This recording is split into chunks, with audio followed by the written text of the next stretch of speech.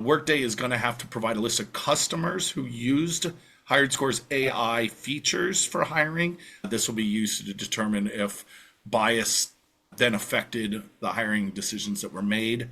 And so that'll be next. But you were kind of getting into the nitty gritty of how this came to be. Welcome to the HR Huddle podcast, presented by Sapient Insights Group, the ultimate resource for all things HR. It's time to get in the huddle.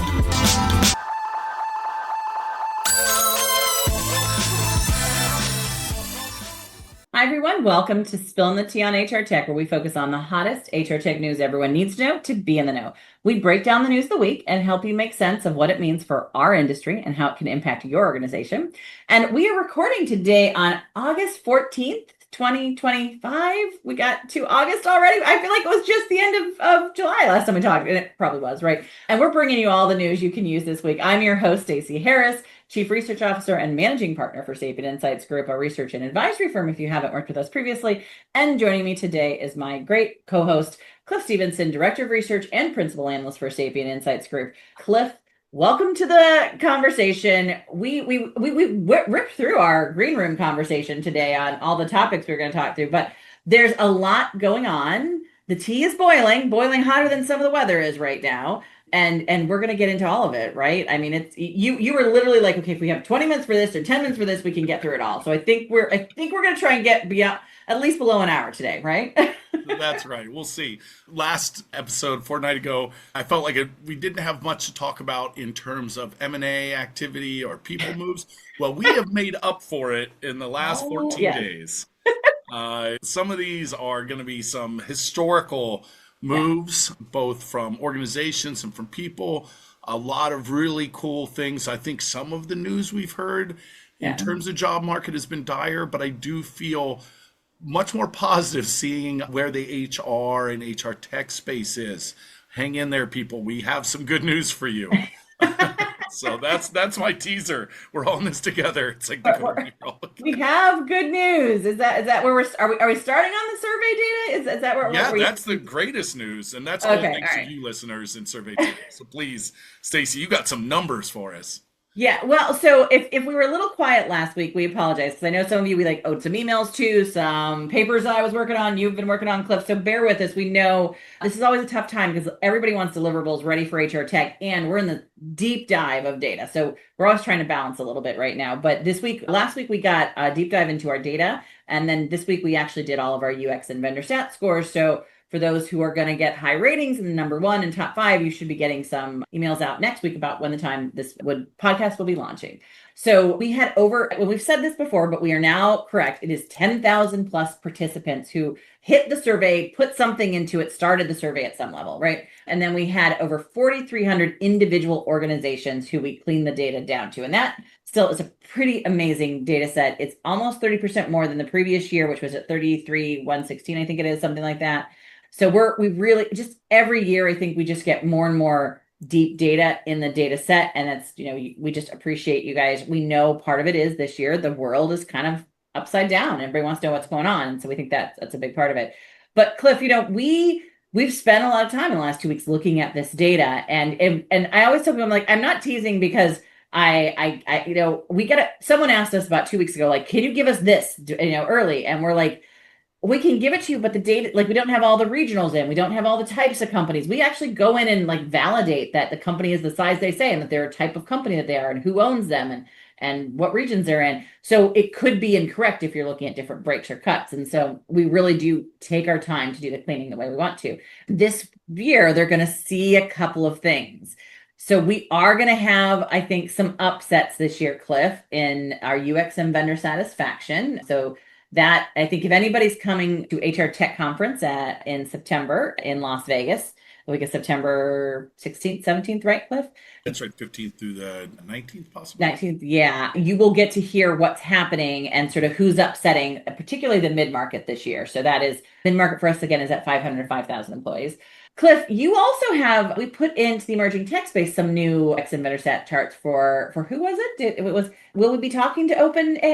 I think it is, right? Yeah, At least telling Sam, us, right? Sam Altman, I assume you're a regular listener, Yeah. viewer. Just reach out to us directly. Yeah. But no, we're going to have AI, especially as how it's being used in the HR space. We're actually going to have user experience and vendor satisfaction scores for the first time.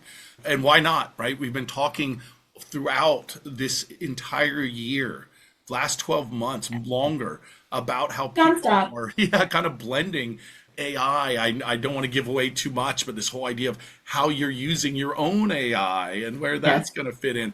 And what do you think of it? Is it useful? We went out, we asked you directly to kind of cut through some of that marketing noise. We have good friends in marketing, don't mean that negatively, but they have a job to do and we have a job to do. So we're going to have those charts. We're also going to be talking about contingent workforce. We see more and more people working in the gig economy, working as contingent workers.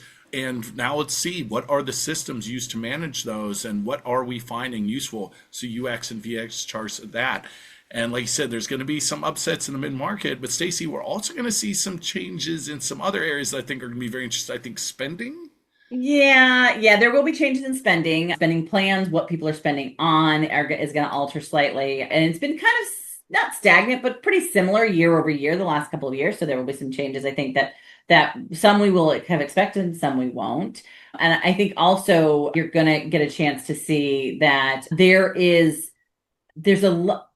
We just got so many more responses this year that meant that we could slice the data by a lot of different things, by industry, by size, by region, that all of it won't be in the big report because we just can't fit it all in the report. The big report is very much the aggregate data set, but we will have other opportunities to get access to the data in different ways going forward. Because for example, I was just talking to Terry. Terry's doing a panel on women in HR tech with a really great panel. She's closing out the women in HR tech session with her panel on AI and women. And we were just looking at, is there a difference between male and females in what in what they're aware of as how their company is doing ethical approaches to AI? And there's a pretty big difference, right? There was no difference in the use of AI based off of male or female, right? And so, we were just looking at a couple of things like that. There was a big difference in the use of AI if you were a millennial and then Gen Z versus a baby boomer. So that wasn't surprising, but we're able to do a lot more cuts this year because of that. So I'm really excited about how deep the data is and how rich it is this year. So if you want to get access to that, you definitely want to stay for Thursday at the HR Tech Conference. Our session is the first one in the morning at 8 a.m. Do not sleep in. I know that's a really easy thing to do after Wednesday night with all of the events, because you're going to get insights and data there that we will not share anywhere else because it's not in the paper. It's only I need to provide context for it, and that's where we do it. Cliff, you and I were talking a little bit too about what we're going to do at Ask the Expert. Do you want to tell them what our plans are for the Ask the Expert that will follow our session at HR Tech? That's right. We've been doing this Ask the Expert for a little while. It feels so weird to say that about yourself. It's like, the imposter syndrome. But yeah, we have this. That's their name for it.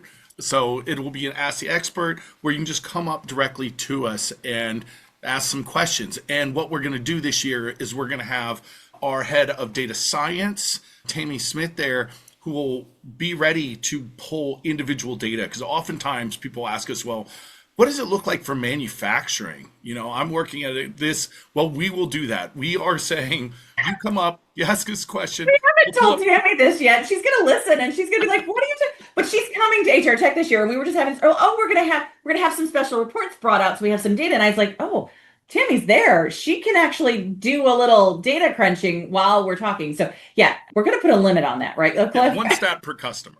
So yes. Come up, be ready. But you don't necessarily need to have a data point that you want, but we will be ready for that. At the expo hall, yeah. Yeah, because that is usually the question is, how does this relate to me? We always do break it down by size, but sometimes some of the industry cuts the great thing about having a data set this size is we can get very granular. We can say just Canadian companies that are under 100, what are their uses of AI? We could tell you. We can. I can't promise exactly how many will be in that data cup, but we can tell you. So yes, that's a good way to put it. So, and Tammy's amazing. You'll get a fun getting a chance to meet her. She's an extrovert to my introvert. Cliff and her get along great as far as extroverts. I'm in the background going, okay, I got to stop reading my book so I can pay attention to what's going on in the room. So we balance each other well. I think we also want to know, and I we get so busy with the survey and getting through the process and everything. I just a final thank you to all of the vendors who distributed this year. I mean, we had over 74 vendors who actually sent the link out. We got data from. We had over almost 100 promised to distribute, but there's always people who send the link out or don't get it out to wherever they want it to, and that happens. But 74 vendors, and I'm saying vendors and not in the sense of all, a lot of them are media outlets, they're associations, they're independent consulting firms. Like it runs the gamut as to the people who support this research and get value out of this research too, is from what they tell us. I mean, that's our win-win, right? But who distribute. And I just want to tell you that, go out and take a look at those vendors and those organizations, because that will tell you a lot about how they value their customers and their approach to the market. Because, we just got down with UX and vendor stats. There are some vendors who distribute amazingly.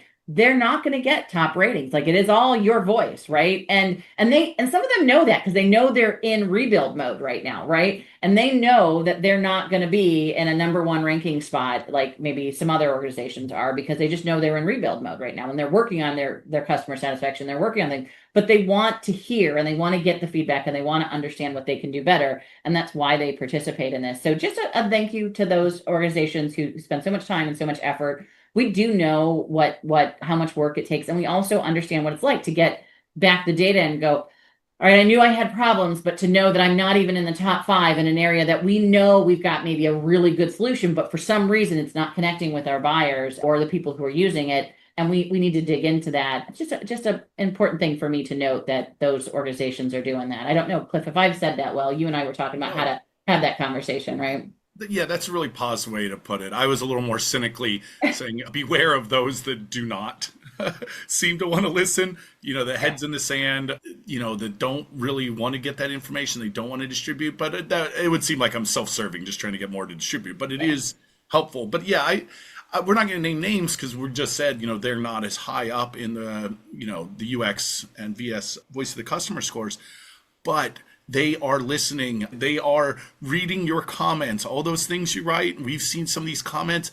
Some of you people, it's like James Joyce. It's these huge novels that you've written, and we love that. And those vendors, the ones that take this seriously, they love that. That they are making changes to their platforms based on what you've written. It's basically a backdoor and easy way in to get the head of product to see exactly what you need changed. Sometimes, just comments, it gets lost in the void. But when they know that it's from such a objective and outside source, they start really hearing it and starting to see it and go, this is what we need to do. Can't say it's all of them, but we will let you know. We try to always say, these are the vendors we know are taking this seriously, and seeing that change happen over time is rewarding. So. Yeah, and it's always a hard thing for us because I think there are other platforms. I think their analyst views are important in all levels. We talked a little bit about it last time when we were talking about Matt Charney's comical, but a little too close to home sometimes commentary on analysts. But it's hard to be in a position where you're saying, look, this is the customer commentary, and it can't change because it's not my opinion, it's not Cliff's opinion, it's what the customers are saying. And I think that is always a place where it's been the best part of my job doing this for over 10 years now, and the hardest part of my job doing it for 10 years. Every time we get done with this season, I'm always, my heart breaks for some people who I know are trying really hard and just haven't gotten there quite yet. So we'll excited about where we're going to go. There are some really good, cool stuff. But with that as a note, it might be a good time to transition to some of the stuff that's going on in the industry. People are doing things to try and improve that, right? So this is part of what we talk about, is what are people doing to try and make a change, right? Exactly. And as you said, sometimes they are busy. They can't distribute because they're going through a merger and acquisition. And one of the biggest ones in our memory is going to be I would say what, top 20 maybe, is going to be this one. SAP has entered an agreement to acquire Smart Recruiters. So, one of the biggest in talent acquisition space, Smart Recruiters. SAP, I think, needs no introduction, just one of the biggest overall organizations. Yeah. And we started to look at, some of the historic deals. Now, numbers have not been disclosed when this happens. It'll happen in Q4.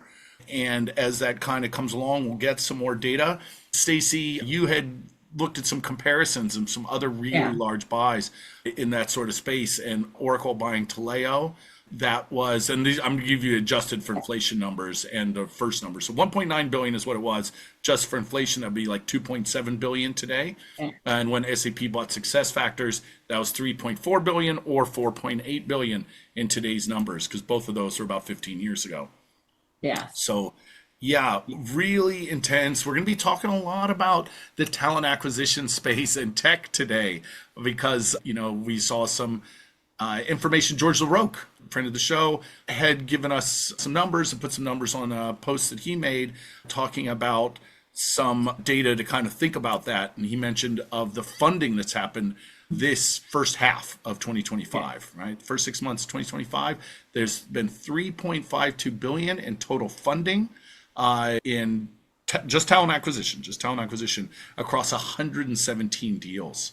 So, that gives you an idea that this is a space where people are seeing growth and movement.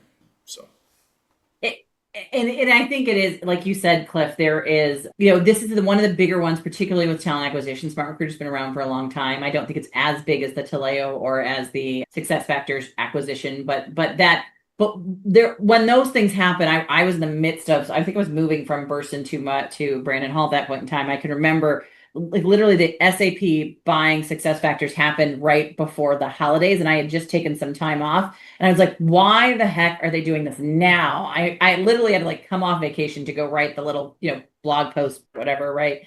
And those were the start of, right, the kind of dominoes of other things sort of happening. And I think what we're seeing in the market a little bit here is there's been a lot of small acquisitions. So startups and Smart Recruiters has been around for a long time. They had about 4,000 customers. Our data, not their data, our data showed that they were more mid-market than enterprise, right? But they had pretty high ratings in the UX and vendor stats last year in that mid-market space. They didn't make any of the charts. They didn't quite have enough responses in our data set. SuccessFactors also has their own applicant tracking system. And so you're kind of looking at Smart Recruiters has an ATS, but they also have a lot more candidate focused forward. The tools, a lot of AI built into them. They didn't start with AI because they've been around for a little while, but they've built an infrastructure that was more flexible, more capable of handling AI than what we've seen in a lot of the other applications who have been longstanding ATSs like SuccessFactors was back in the day. And so SuccessFactors also had a pretty high ranking in user experience vendor stats at the enterprise level last year. This year, we're going to see that the numbers aren't exactly in the same place. And I think, too, again, this conversation we had about why do people do acquisitions, it's really a couple of reasons, right? One is they're buying customers. And I do think that's a bit of buying customers on some level. I don't know if SAP SuccessFactors needed that mid-market as much, but I do think it is a value add. There was some crossover, and I think that crossover is going to be good because they can cross-sell to each other, right? So there are customers that Smart Recruiters had that SAP wants to get into their sort of SAP enterprise HRMS environment, and vice versa. There are SAP HRMS customers who probably need a more sort of forward-looking ATS recruiting tool. The other thing that I felt, which I commented in an HR Executive magazine article on, that is really important here is the talent they're picking up from Smart Recruiters. Smart Recruiters has been at the forefront of what's going on with AI and at the forefront of thinking differently about talent acquisition remember one of the very first conversations I had way back, early days with Jerome, who started the company, and the team that was working on it. I think Maxim was the gentleman who was working with at the time, was they were kind of doing this freemium concept that no one else had done. And they were going to create sort of this broad group of sort of candidates that you could start to sort of scrape from. And that was so new at the time. We were like, what are they doing? This is so weird. And that's morphed a lot since those first days. But that was where the Smart Recruiters impetus started, was just to be very different. And they started out with that model in mind. And recently, Rebecca Carr took them over maybe 2 years ago. I want to say it hasn't been that long. I think she's really done a good job, I think, of of pulling together all the things that are going on in Smart Recruiters and getting that to a point where it is ready for an acquisition, and which SAP took advantage of. So I think they're getting talent. I think they are getting some crossover clients. And I do think that they are getting prepared for what I do anticipate is even more positions across the market is what I'm thinking, Cliff. So as I always say, it's a space to watch, right? This definitely will be a space to watch, right? Yeah, absolutely. And the hits keep coming. We've got another big acquisition. Now, this one may not seem as big, kind of depending on where you work, but NeoGov has been acquired by a partnership between two funding groups, EQT AB out of Sweden, together with the Canada Pension Plan Investment Fund. Fun. Yeah. It's a fun plan. CPP is, let's go with that. So NeoGov, if you work anywhere outside the public sector, you may not realize how big they are, but they are very much the go-to HCM suite for public sector, for public safety, like police departments, think law enforcement agencies, and education. So this is really huge. I did some digging in. One of the things we were talking about in the green room was, okay, this is interesting because EQT primarily bought infrastructure, but they have also done joint investments with CPP before in schools. So I was wondering, that's interesting why sort of diversifying now, but it could be because they have found that that's the software used in a lot of their infrastructure and schools and said, okay, maybe this is the sort of the next step. I thought you, Stacey, had a good sort of alternate theory, or maybe, like I said, there's a lot of reasons these acquisitions happen. Yeah, no, I mean, I think there's also the fact that we are very aware, particularly here in the United States, but I think in some of the other areas that NeoGov sort of works, that a lot of federal and local government entities, right, and not just the broader public sector, are looking at more off-the-shelf cloud-based solutions. Not NeoGov has a cloud component to it, but they're also sort of much more in the traditional side. And I think so there's competition, right? And so NeoGov has to be able to compete with that. And I'll say in our user experience and vendor stats, NeoGov shows up if we slice by industry. It's the only place that shows up is if we slice by industry. And when we do slice by industry, it's kind of middle of the pack. It's rarely rated high, particularly by people if they've come from another organization, used another solution, right? It's graded high by those who are in that industry, stay in that industry. They love it because it's very tailored to that industry, right? And so I do think there's a need to probably update and upgrade to compete with what's coming down the pike. And then there's this opportunity of maybe consolidating, especially for a private equity firm, to sort of build all of this together in an environment for just their industry. Well, I will say, I think we're going to see more PE activity across the HR tech market. We saw quite a bit of that in that sort of 2008, 2009 timeframe as people were coming out of the recession. I don't know the date as when Infor Lawson was picked up by Infor when Lawson was, but you saw quite a few PE firms sort of then investing in, like Ceridian then was picked up, a couple others. Ultimate was picked back up again by PE. And then the idea for most software when they picked up by private equity firms is that they're going to build them up, invest in them, and then put them back out for public. So they're going to do an IPO. And so we're right now in the cycle where we're probably going to see more PEOs picking up a lot of the software with the idea that they're going to improve on it and get it back out there for when they can add AI or they can add some things and make it more valuable from an IPO perspective. So it'll be interesting to see where this goes. And I do think it's something that, particularly if you're in the public sector space, you should be watching what softwares you have available and do I have the service levels I need? Because that's really what it comes down to in an industry-based solution, right? That's exactly it. Yeah. And another one that we have mentioned before on the show when we're talking about mergers, acquisitions, I can't remember if it was last show or the show before, but we mentioned that Joined and Cloud Connectors had merged. The name at that time, the temporary name was Joined Cloud Connectors, just put it all together. You know, they're an integrator, right? That's what they do. They're integration. So they've decided they're going to integrate into a whole new name. I wrote that copy for them. So they are now going to be called Tavio, possibly Tavio, Tavio. Their reasoning for that name is it comes from Octo, that's Avis, Octo 8 in Latin, and they like the infinity symbol. They're using that a lot in their story, right? They're an infinite path, and via, a way, or path, right? So a lot of Latin there.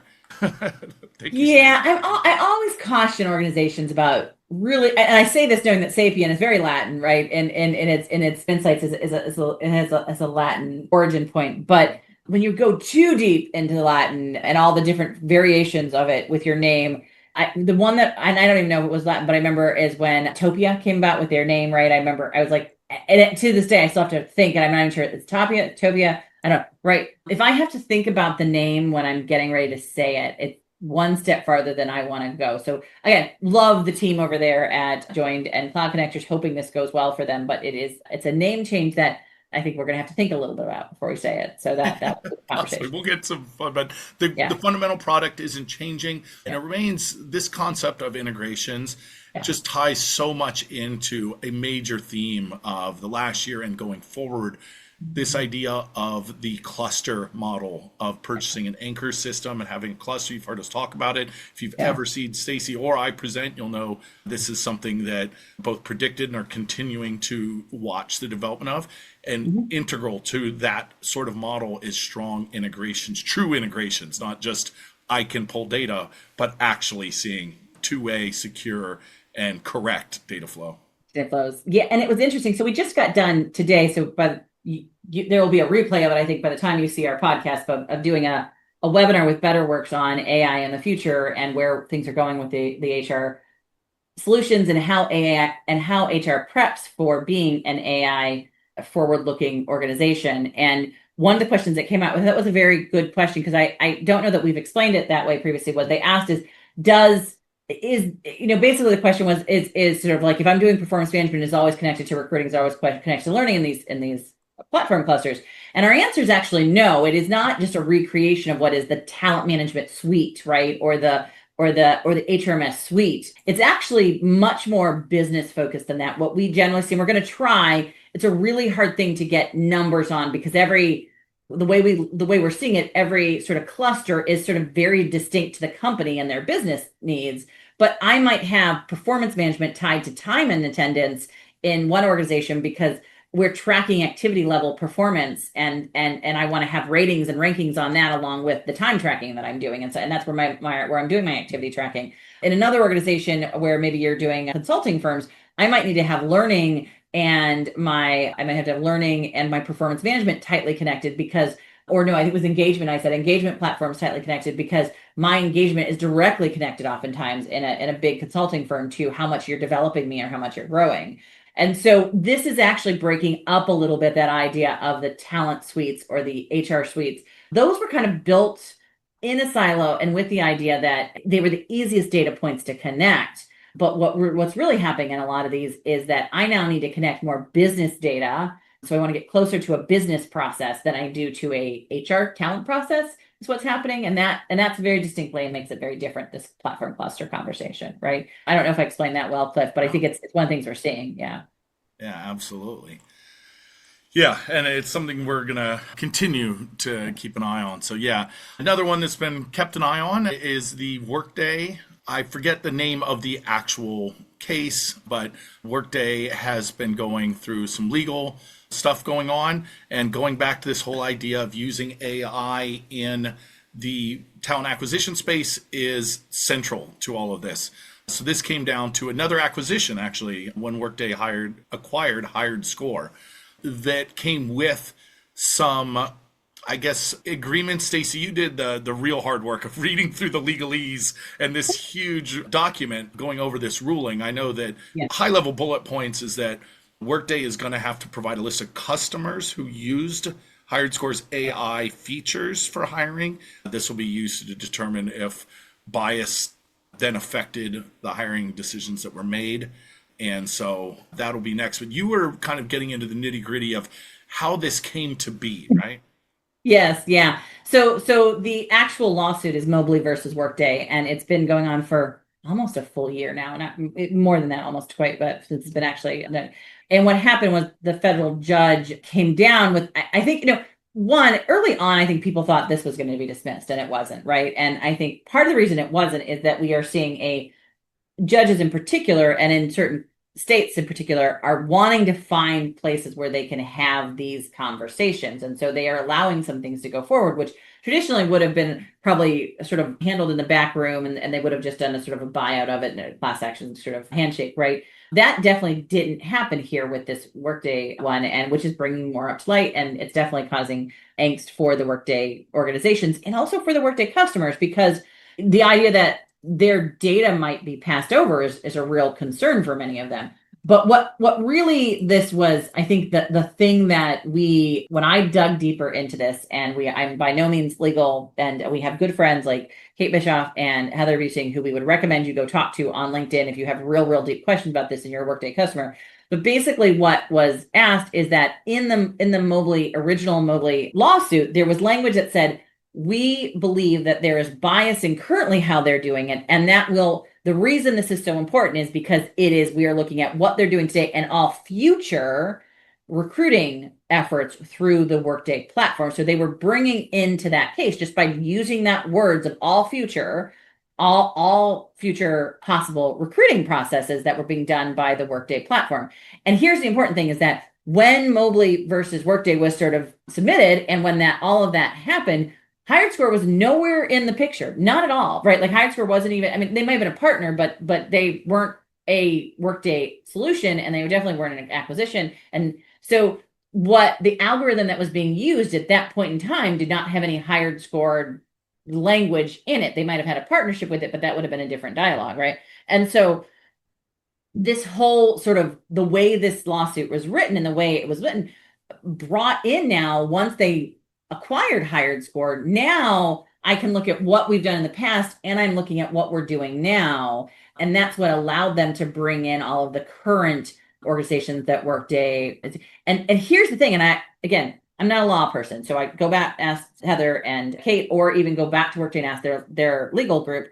But the piece for me that kind of caught my eye on all this is that if Workday was going through the acquisition process for HiredScore, knew they had this on the docket and knew that this was a legal thing, why weren't they looking at that specific language? Because that brings in, previously it's all algorithms, and Workday's been very clear about what their algorithms pull, how they pull it, what they do. I think it would have been very easy to explain to a judge and to a hiring and to a jury, if they get to a jury, what happened to the Mobley specific conversation and where some of the possible biases could have come from, and whether or not they were driven by the algorithm itself or whether they were driven by biases inside the companies, and who owns that responsibility, because that's really what the conversation is about.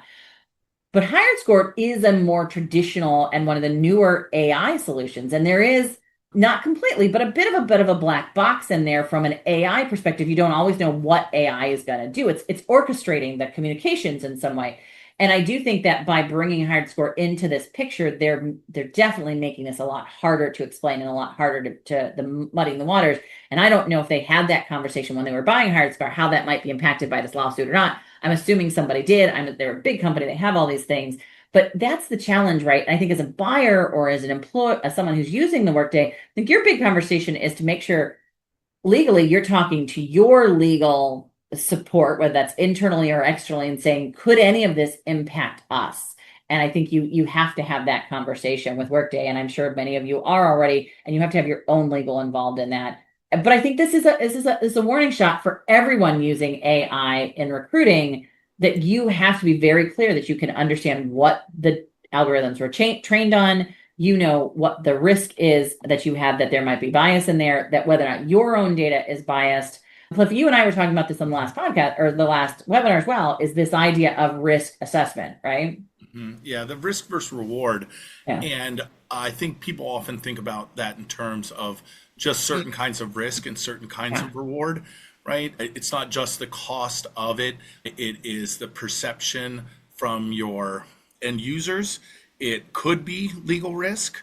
It could be time spent. Sometimes we find these tools that we're hoping are going to save us time, but it's just not needed. In that webinar, there was some great conversation, and one of the people on there said, oftentimes AI is presented as proof of concept rather than proof of value, right? They're like, look, it can do those things, rather than doing those things will save us money. And it is worth not just, again, the cost of the thing, but any potential problems that could come down. Because, you have potential risk when you're hiring someone. You have potential risk with any system. So, AI is no different, and it should not be treated any differently, right? right? We always should make those considerations. Just there's different types of risk you need to be on the lookout for. Yeah, and the thing that we're hearing, this was a great conversation I had with Danielle Voshin over at Sanofi, and I think me and her sort of talked about this risk conversation. She's like, at this point, why would I turn on something that could potentially be at risk with regulations down the road? Recruiting could be made faster, it could be done better, but I have to kind of weigh that with that level of risk. Where another organization I was talking to said, but the business outcome of maybe using AI to find the next sort of cancer treatment. Now that risk is much more valid and well worth AI being involved in that, right? Because it has such a big impact. We just really have to really think about the level of risk we're willing to take. I love I use AI on a pretty regular basis for writing, right, these days, just to help me to regenerate ideas and think a little bit more about how I structure stuff and, rethink a little bit, maybe how I will explain a chart, because I know explaining charts is really hard. Like, is there a better way to do this?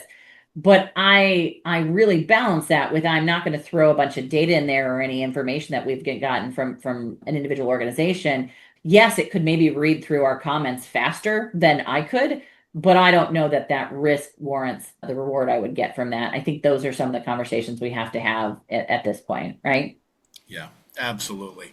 And in our paper, this isn't just a plug, that is one of the things we were curious about, is how people are using AI. So in our paper, we're going to be presenting some more in depth about how are you using it and how are different groups using it, what types of problems are they hoping to solve with AI, what sort of risks are they running up against, what sort of barriers are stopping adoption or causing adoption. So, Yeah. and I'm not trying to be a shout out to the people who got to the end of our survey clip, listen, we know it's a long survey, we got to complete. At the end of our survey, there's one question that basically said, how are you using it? And there was an open end that said, can you explain this?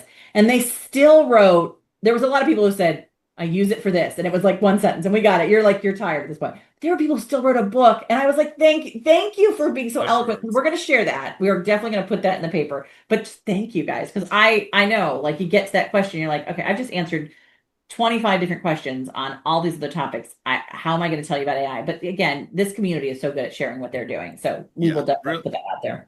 Yeah, really wonderful insights.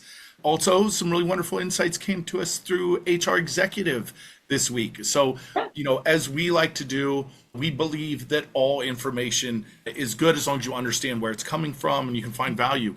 We like to say the voice of the customer, but we believe also there's a space for analysts and other people that are very knowledgeable in the community, such as Steve Bowes from HR Tech, the conference chair, and the people at HR Executive Magazine, who were looking at some of what they call the top HR products in the competition and, gathering information and looking at that. And they really saw a lot of kind of cool uses. Cool is probably a little too soft. They found valuable and useful future leaning products, especially in the AI space amongst, read some of these off. I think I can just get through this list. We'll just do it all because they all are deserving of respect.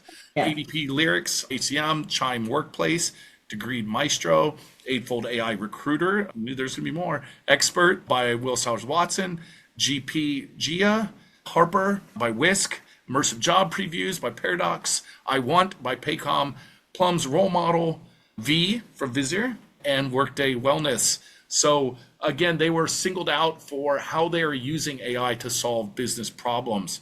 What are the solutions that aren't just innovative, but are immediately providing value to their businesses, which I think is a good way to go at. Bose also mentions that he sees that this goes from technical novelty to practical integration, which is exactly, it's a nice succinct way of saying what we're seeing from the market as well.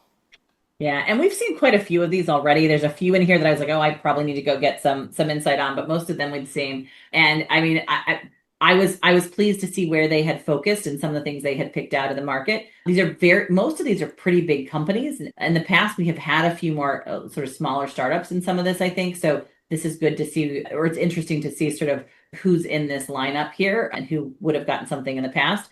We know Workday Wellness just came out. They've invested a lot in that. We know Plum's done a lot of updates to their platform. We know ADP Lyric has sort of reinvented sort of what it's doing in the market with the new market analysis and their team approach to management. So I think, this is a wide swath of organizations. And I do believe this will be the first year, I could be wrong on this, but I do believe it's the first year that they're going to be doing this sort of ballroom event for the awards this year. So congratulations to everybody. I think they'll also be doing this at the same time they're doing the awards for the winners of the HR Executive Magazine Top HR and HRIT Professionals as well. So those are good at the same time, which I think is always fun. So. So congratulations to them, and also congratulations to Jason Saba, good friend, came out of the analyst community. Strangely enough, not at Saba, very confusing, but he's worked for a long time at UKG, over 7.5 years, and has now joined Harry. So that's HARRI. If you don't know them, they have appeared in our report before, not too long ago, in sort of the up and coming space. I'd say that's still a good way to think of them. And Jason likes that idea of going over there and being part of kind of that team and growing it.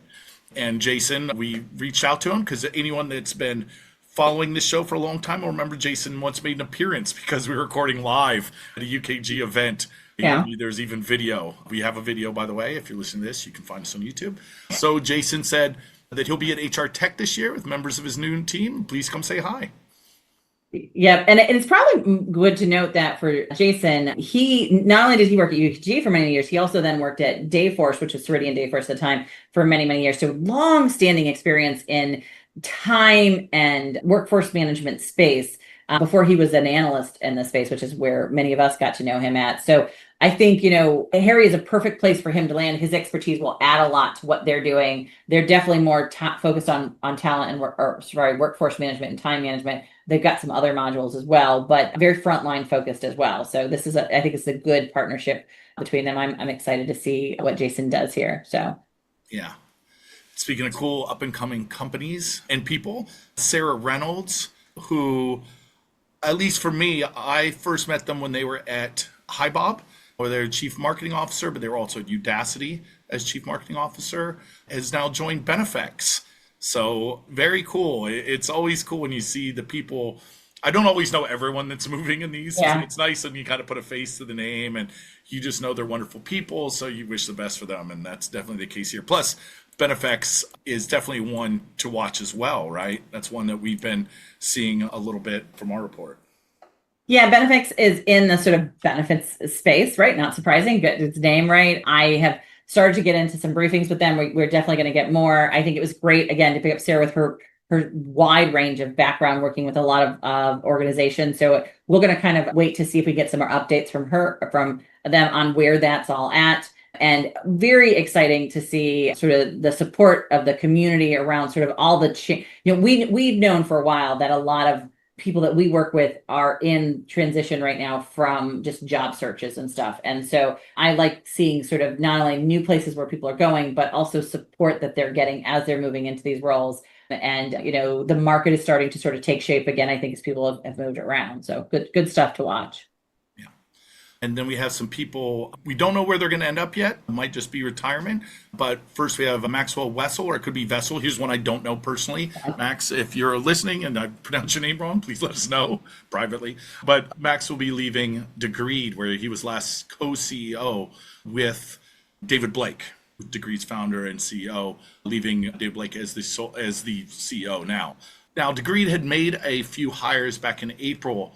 I believe we covered it in the show, but Nicole Helmer joined as CPO. Nicole came from SAP, and Nag Chandrakishar joined as Degreed's first chief solutions officer. Also had been at SAP and Workday and Oracle. So, some people moves is going on at Degreed.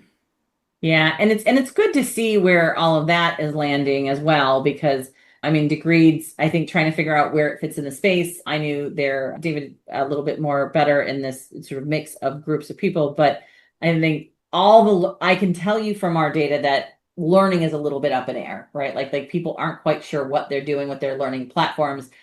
Where do they fit in this bigger picture of technology? And Degreed's in the mix of that conversation right now, right? And then finally, this one's personal for me. Jay Jamrog will be retiring from I4CP, the Institute for Corporate Productivity. Jay was the founder from the organization. Prior to that, HRI, the Human Resources Institute, and I previously worked for Jay. Although Kevin Oakes has long been the CEO of the company here in the Florida office, that was Jay's domain, and I find him wonderful. I'm really happy he's retiring. He has just been great and was a key part of me sort of finding my own voice and learning. He takes a very academic approach. He came from the academic world, which worked for me, right? Because I had spent so long. I felt like in school, I think I added up one time, it's like 27 years I spent at university, all the different schools in university.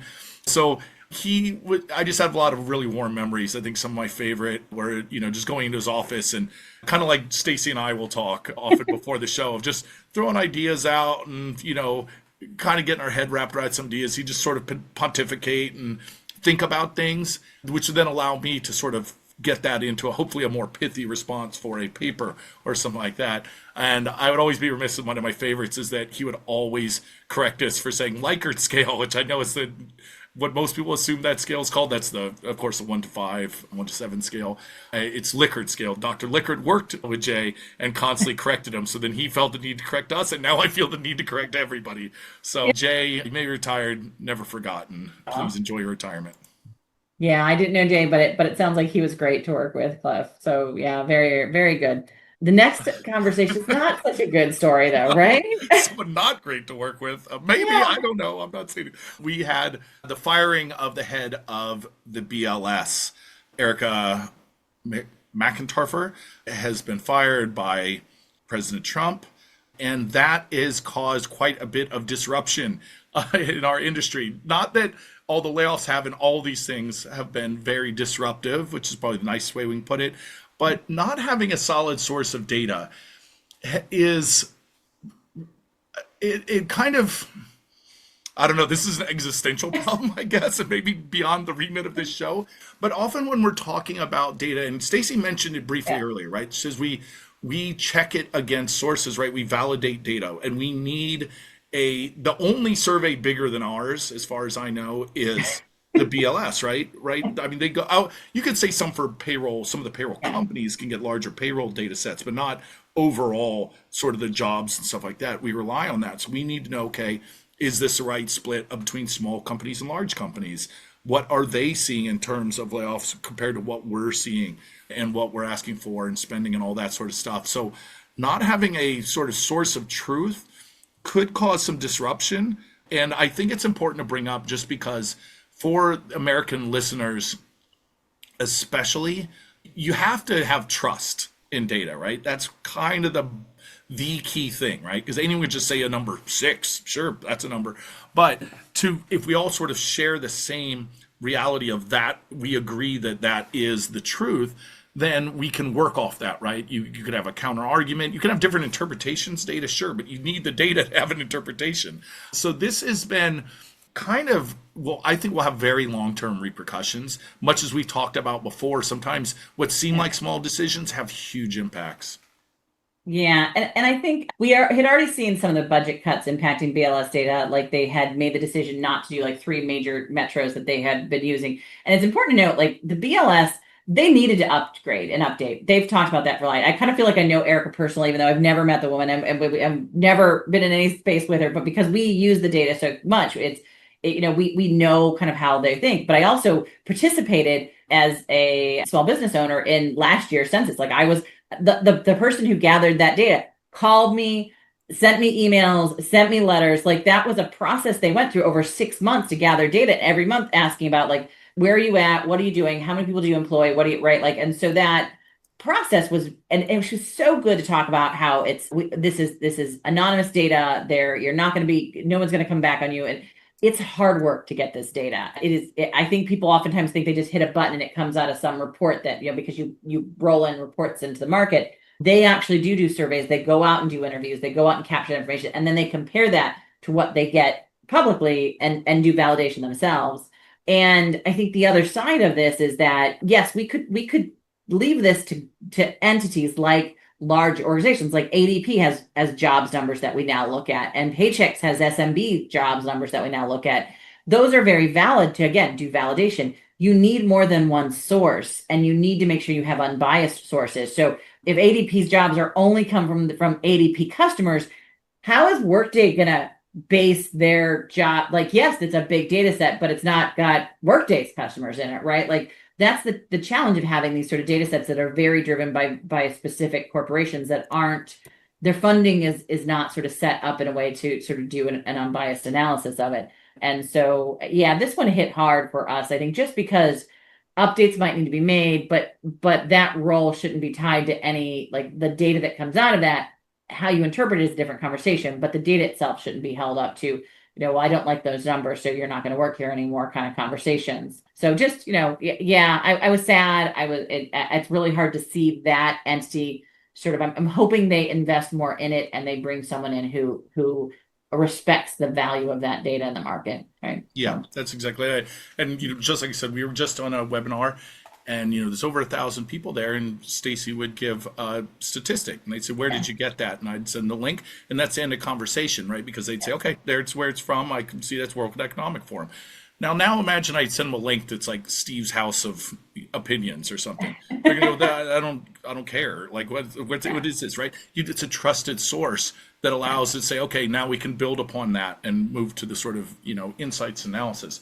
And not having that trusted source again means that you're kind of flying in the dark, right? Because everything stems from some sort of ability to say, this is the foundation upon we build this house, and you're just taking out the foundation. So we'll see. Like I said, you sound hopeful, Stacey. I'm always looking at the silver lining. There's got to be and you never know who's going to take place. And if they upgrade the tech in that space, that would be really, really beneficial, right? Like, but let's hope that that's the case, right? So yeah. And speaking of optimism, we said it's good news. This was a post from Brett Ungashik from Outsale that was looking at some sort of key indicators, and the first one he's looking at this week was on fundraising. So, late July, we saw two different companies raise quite a bit. Sparrow with 35 million in Series B, Ashby with 50 million in Series D. Both of them are, HR tech startups. Sparrow in AI supported leave management, and Ashby in recruiting. Again, TA, very huge. So, this sort of indicators from the markets, they see strength here. They see movement. We see these big acquisitions. We see, as we've seen, people moving into these new companies. Some of the job stuff is pretty dire, but HR and HR tech is still standing strong, as we've talked about before, and we're still seeing the market investment, which is always the clear indicator, right? That's the data upon which I am going to build this house. Yeah. So that was really neat. Yeah.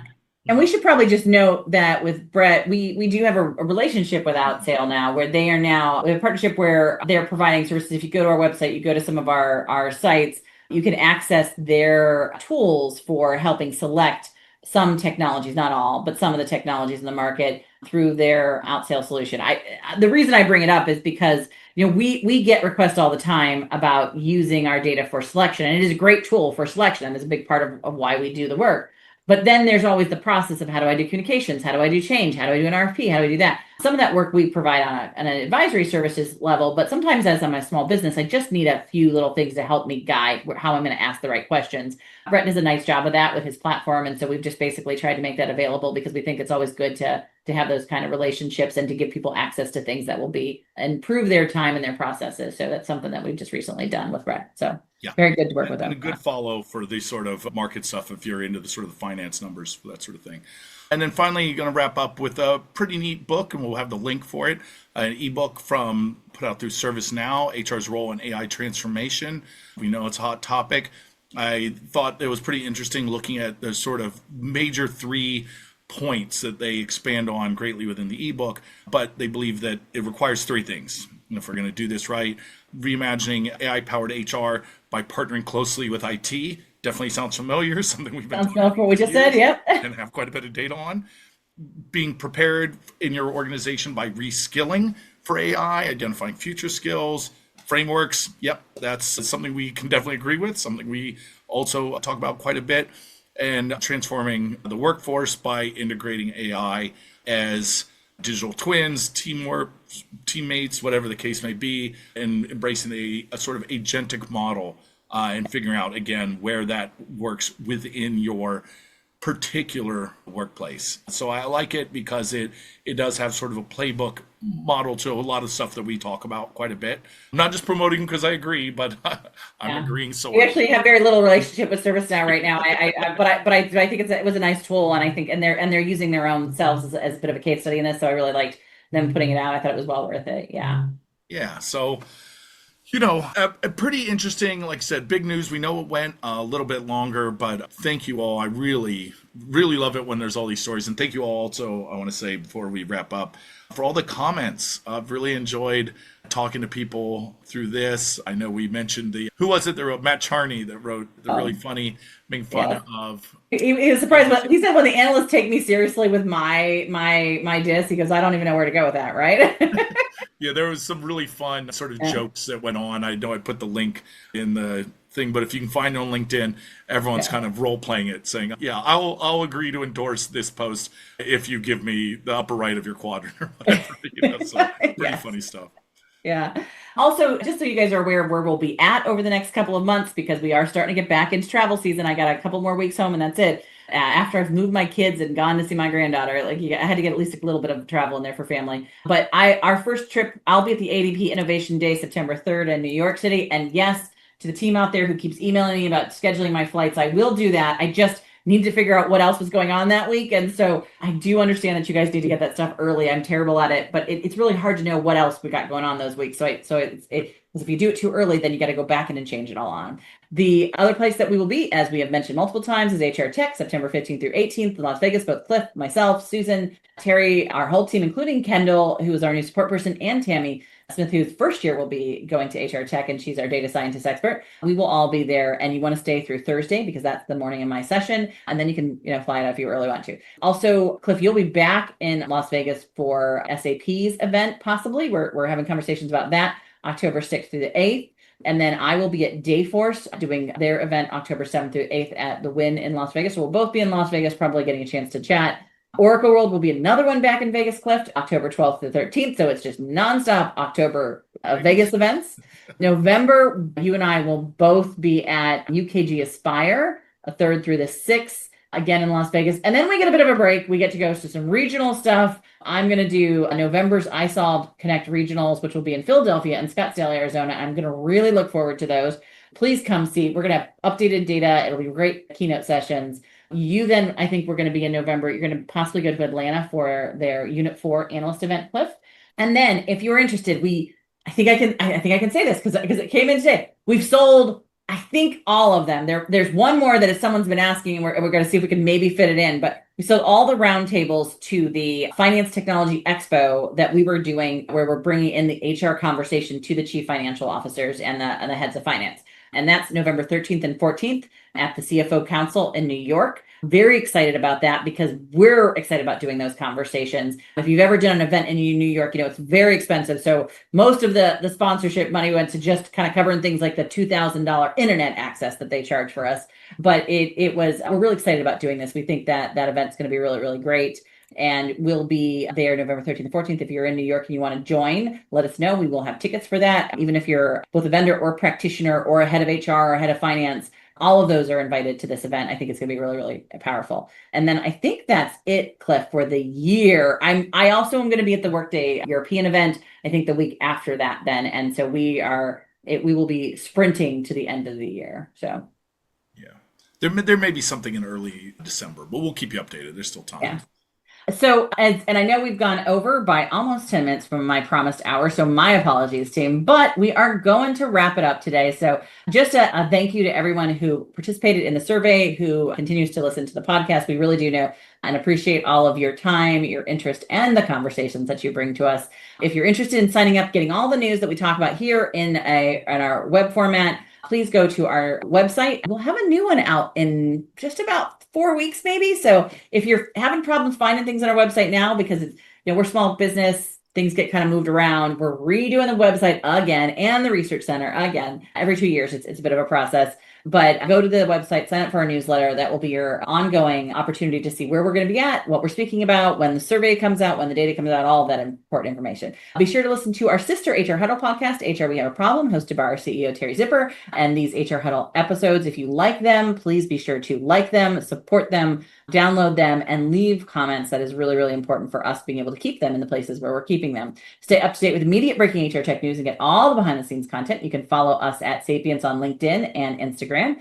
And thank you, Cliff, as always, for pulling this all together. Thanks to Brand Method Media Group, who helps to produce our podcast, run by amazing founder Kelly, who we just found out this week reached out to one of our clients because she heard about their great media and marketing work, and she did a podcast with them. So lots of cross-pollination here. And our marketing team, Summer Orlano, Cole Harris, Linda Galloway, Kendall is now added to that mix. We got a growing group there who's working on that. Thanks to our listeners and communities. We couldn't do this without you. And that's it for the episode of Spilling the Tea on HR Tech. We hope it's been just the brew you needed to start the engines running this week. We'll be back in just 2 weeks with another pot of boiling hot HR Tech updates and insights. And that will be just before HR Tech. So you'll definitely want to attend that one. So thanks, everyone.